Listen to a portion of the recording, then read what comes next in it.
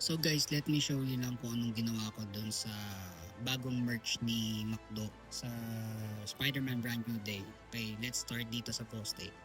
It consists ng 3 parts. Yung M, yung mismo McDonald's na name, then yung poste. Now, ang ginawa ko dyan, yung M, kinuha ko dun sa naka-crouch. Ngayon, para mabuksan to, medyo matrabaho to Ang ginawa ko dito, pinakuluan ko para medyo lumambot yung plastic.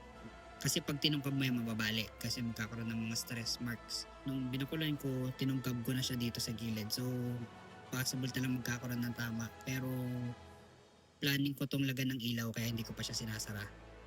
Okay. Then, ayan yung sa nakahang na part. Then, pinutol ko yung ilalim kung saan niya kinakabit to. Tapos ang ginawa ko dyan, kinabit ko yung nakahawak sa poste. So, naglagay lang ako ng webs. That I suggest mag-ingat dun sa pag huwag masyadong pakuluan yung McDonald's. Kasi magiging ganito siya. Ito na yung casualty nung unang gawa ko. Hindi na siya bumabalik. So, mabilisan lang dito. Ito yung sa No Way Home, yung last part na suit. Ginawa ko lang siyang glossy. Okay. Medyo darker red nga lang ang nangyari, tsaka darker blue. Pero ito yung last suit niya na based na sa suits ni Tobey Maguire tsaka ni Andrew Garfield. Next natin yung kay Andrew Garfield.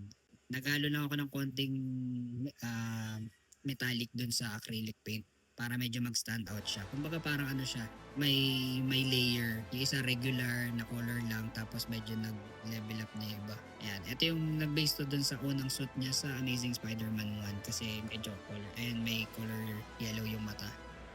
Then last, yung si Tobey Maguire.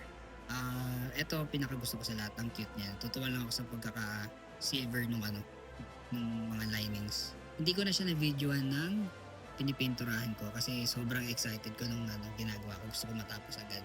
Okay. Ito lang naman, sana nagustuhan nyo.